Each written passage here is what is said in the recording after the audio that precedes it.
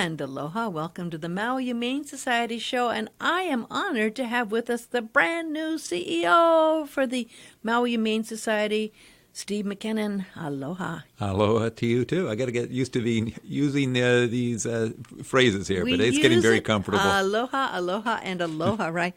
And you and your wife, Diane, have moved here. You started November 4th. Mm-hmm. Well, actually, Diane is still in Southern California. So she's got to watch the dogs, huh? Yeah, watch the dogs, and she's very jealous I'm already here. You have 6 dogs? Yes, I do. All rescues. They came into our homes in a number of different ways. Great stories, each one of them, but they're a great pack, and we love them. So you were in San Diego? Yes. And worked there for about 5 or 6 years. Yeah, San Diego Humane, about 5.5 years, yes. Yeah.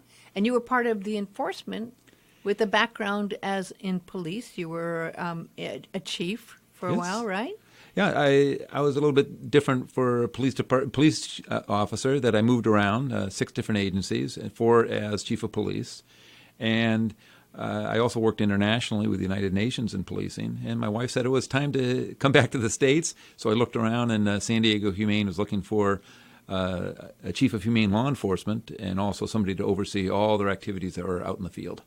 And it's a huge, huge job. You know, Maui, we were talking about it because you had actually lived in Martha's Vineyard and worked there for a while. And Maui's so unique, you know, as you know, and you have found. And we just love how the Maui Humane Society has continued to grow and grow and grow. And, I mean, everyone's been so proud of the numbers and what they've been able to do to really help save so many pets' lives and to help with the spay and neutering. And when you came, what attracted you to come, besides the beauty of Maui, of course, but what attracted you to the Maui Humane Society? Sure. Well, clearly the dividend it is Maui. Yes. But I did quite a bit of research when I was looking around for a humane society or a shelter that I could lead. And just like you say, they've been doing some really innovative stuff, some programs that are really exciting for the community, really helping out the animals. Their Hope Fund, that I'm sure you're aware of, where we get donations to the community to give specialized surgical procedures that wouldn't have been available to an animal. And just the way we adopt, that we really care about what's going on in the community. We have officers in the field that look for those issues. But I think everything that I looked at for Maui Humane was just something exciting. They're trying new things, and I really wanted to be part of that. It continued to, you know, I look at the work they do, and then also the whole team of volunteers who just want to help and love animals so much. And they've gotten behind what's happening at the Maui Humane Society because they've seen some of these innovations, the sleepover that happened. And I'm sure you heard about I've already been told I'll be sleeping soon, coming up. It's coming in March, I think. It's right around the corner. And, of course, you probably heard about the fur ball and how successful that event is. And they're already talking with plans about the next fur ball. I'm not going to release any of the details, but a really neat theme. It's going to be a lot of fun, and I really look forward to attending it as well. But one of the big things that I've watched is really, of course, the way they've gone about education with spay and neutering. And it's so nice that they now have these special programs to help people who couldn't afford to spay and neuter the animals. And you've been all around the country, but you know what it's like. We're on an island, and it's not like the dogs can easily get off except for the Wings of Aloha program, right, where they literally fly them off the island. But there's issues here, you know, in any area where there's expensive homes, etc. A lot of them don't allow dogs, cats, and pets. So it's been heartbreaking to see how they've had to combat this problem of overpopulation with cats and dogs, right? Yes. I agree with that. I think I'm sure a lot of your listeners know about the feral cat problems that are scattered all throughout the islands. And we're working with a number of different groups. We're actually bringing on a community cat coordinator, a CCC, if you will, that's going to try to pull all these ideas together. And you're absolutely right. Spay and neuter is one of those really major points to be able to make that all happen. We've gotten a lot of support from the county and from different foundations and grants to support that. And we're doing well over 6,000 spay and neuters every year. Wow. I don't know if you've had this problem in Connecticut where you were or Martha's Island, but we have this rooster and chicken. Maybe when you walked in the building you saw resident roosters A few, and yes. chickens on the Safeway parking lot. It was huge up in Eel Valley. They've kind of been controlled there, but there are unique things that are here on Maui like that. Absolutely. And the other islands, but I don't know if you're going to have that in a major city like Boston. But No, but actually, it's funny that you mentioned that about the chickens. And I've already had community members approach me and said, "Can we do something?" And even the county has suggested, maybe we should start doing a little bit of research. So I've just started to scratch the surface on that, and it's an issue clearly that the residents are concerned about, as well as the county. There's some health issues and all. So I want to see what else is going on. You're right, Boston, San Diego really don't have those type of challenges.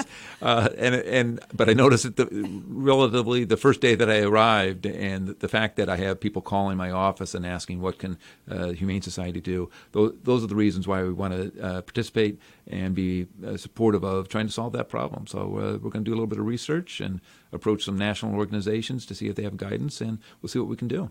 So when you came here, what was in your mind, and what has kind of over the month and just your research, have you found that's going to be some of the focus of what you need to attend to here as the new CEO of the Maui Humane Society? I think in talking to the staff and some of the community members and even our board, I've been using this first month or two just to kind of learn, ask questions. Why do we do it this way versus that way? And what we plan on doing is in January, we're going to pull the whole staff together, close the shelter for a day, and do that planning. What does it look like for the next year? And really get all the staff involved, get the board members to contribute, and what I've been hearing from the community, incorporate that. So I think you're going to see a number of things happening. Definitely we want to focus a lot on the community cat issues, and we want to be able to develop just programs that we get more involved in the community. You had mentioned earlier about the fact that we are in an expensive area, and a lot of landlords are maybe reluctant to rent to somebody who has animals. Well, we just got some granting that is going to allow us to do twofold. One is to educate the community why maybe pet owners are actually maybe more responsible renters, and we want to be able to educate that. So we're working on some PSAs to be able to put out to walk people through that. So, and that's been true of just about every community where there's a reluctance to allow animals in their homes. So we want to work on some of the myths and be able to break that down. So I think you're going to see a lot of new programs. We want to get into the schools more. We want to do more education in the community. So all that while we're just providing really good services to the animals in the community. I know you've had some background working with the veterans, and there's been amazing work that's been done with animals and veterans and seniors and others, even in hospitals. And there's been just amazing work done. I've heard you had reached out already to some of the people who are volunteers who are veterans here.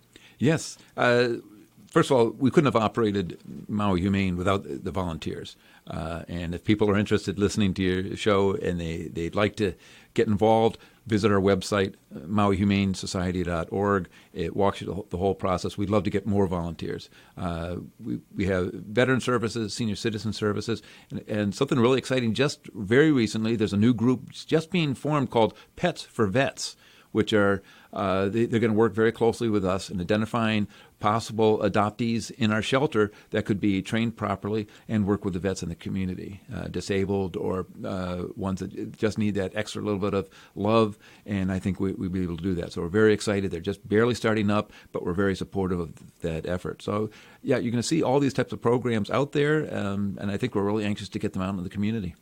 It is truly amazing when I've been hearing stories of folks who've come back from serving and how a pet can make a difference in their life. And it seems so simple when you look at it from that point, but nothing's really simple when you're a vet. But a pet can relate and doesn't have to talk, but is there with that unconditional love and can make such a difference in not just vets, as we say, seniors and other people's lives. And yes. Of course, some seniors can't afford or can't be allowed to have in their living situation a pet, but there have been wonderful things done when the pets go into Halimakua or other places, and they've proven that it improves their mood, that it helps them, that it helps their health. Yeah, absolutely.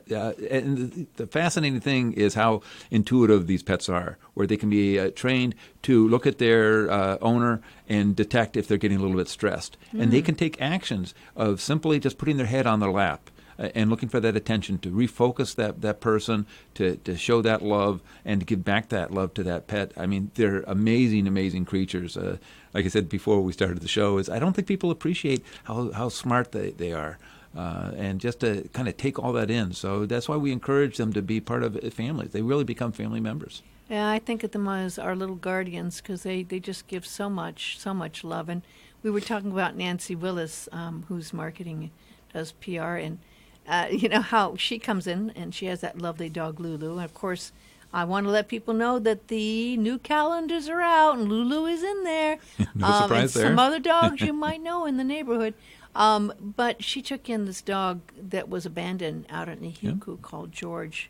Yeah. And I saw the picture when she was here last month that she showed me the picture of George, and it was skin and bones. He looked so miserable, so sad. I mean, really just like the saddest dog. Yeah, you could see the sadness in his eyes. Oh, absolutely. Yeah. And he was really just a puppy. We guessed about 6 or 7 months. So 6 or 7 months should be bounding around and having a great old time. And this guy just sat there, had mange over much of his body, so red skin. I just felt for him, and I think anybody who look at him on our website, you just understand what this little guy went through. And in just the time that she's fostered him, there's been a miraculous difference. I mean, you wouldn't really recognize the dog in just these few short weeks, the dog he is now versus the dog he was. Yep. Nancy brings him in every day with Lulu, and just day by day by day, you see the change. I just saw him heading over here to the studio, and he was perky, he was wagging his tail, kind of bounding around a little bit in the grass outside. It's just such a change in that short period of time. That's why we love to have volunteers. That's where you might even consider people getting involved in fostering, where you take these animals who've had a really tough life up to this point and show them, rather than keeping them in a kennel, to have them in a person's home so they understand, I'm allowed to sleep on a little dog bed, that I can interact people and they don't get scolded or swatted, things like that, that this is a really great family. And we encourage people to maybe look at that as a possibility to get involved. And you make it so easy there at the Maui Humane Society to foster, and again, this is a win because a lot of people aren't allowed to have regular pets, but if you can do short term, sure, even though you love dogs and you can't have one, you can go and foster a pet, and you make it easy because you give that person who's fostering everything they need, so it doesn't have to cost a lot. You give them the food, you give them everything you need to make it easy to foster, and that fostering can make a difference. I was blown away by that really almost hugely successful situation where people who visit or want to take a dog like to the beach or take a dog out for a day has become so popular. I think there was a video of someone who came and took the dog from the Humane Society to the beach for the day, and it went viral, and then everyone wants to come and take a dog for a day, right? Yeah, we have so many requests for the Beach Buddies program. We have to almost put a little bit of controls on it. We encourage people to let us know a month in advance when they know they're coming to make sure that we're able to help them. I think a lot of people think, I want to do that, arrive on Maui for their week's vacation and call us up, and then they're disappointed. So we really encourage that because it is so popular. And it's great for the dogs to get out of their kennels. We do them on walks and things like that during the day, but to get them out for a full day, to bound around in the surf or go a hike in the mountains, I mean, that is just so therapeutical for them. Then when they come back, of course, they're exhausted and they go crash on their bed, but that's a happy sleep that they have. And that's such a gift to see that happiness. And you can tell when a dog has that happiness, and they deserve to be happy. And it's so sad when you see dogs that should have homes or cats that should have homes. Yes. And they don't. And that's where the goodness of this community came in. I'm sure you heard about Oprah Winfrey doing a donation after that terrible fire. And I think there's probably got to be a lot of people who kind of wondering how much more can we take before we have to expand, because it's usually always full there. Have there been any plans at all for expanding the buildings and the structures there to be able to handle more? Sure. Well, actually, that was a big focus of the board when they were looking for a new CEO, is that that's kind of one of the tasks that they said they want me to work on. And I'd have to agree with them now that I've been a little bit of time in the shelter. They've done great work in the past 5 years of cleaning it up, repainting it, repurposing the kennels and all, but we're absolutely maxed out. If you go into the offices where we have literally 2 or 3 people working in a cubicle that's smaller than your studio here, that's not conducive to being able to do good work. Supervisors don't have a chance to be able to sit down and talk with an employee quietly, to make telephone calls. It's a real problem there. So we're looking at a number of options. Just met with the board last week, and we're going to probably do kind of a master plan within the next few weeks or a month or so to say, where do we want to go? How do we want to make this work? And once we have a good, strong plan in place, then we can approach the community to get support. And we think that we can really do some great work and take our whole activities to the next level. Well, it definitely would be a huge, huge, huge benefit to have more space out there. I don't know what the land mass that you have goes, and of course, there's always the permits. And there's always, and that can be the most challenging part, even for people who have the money already to get the permits to do what you need. But at least there's already the relationship there with the government and the people who very well know the need for making that possible. Absolutely. And we want to be much more of a community center, that we'd love to have, be able to design a dog park or two into the process. Have a good community room that other groups can come and use our community room for meetings, things like that. So we really have an awful lot of vision. I mean, we're talking about the possibility of having a food kitchen for pets.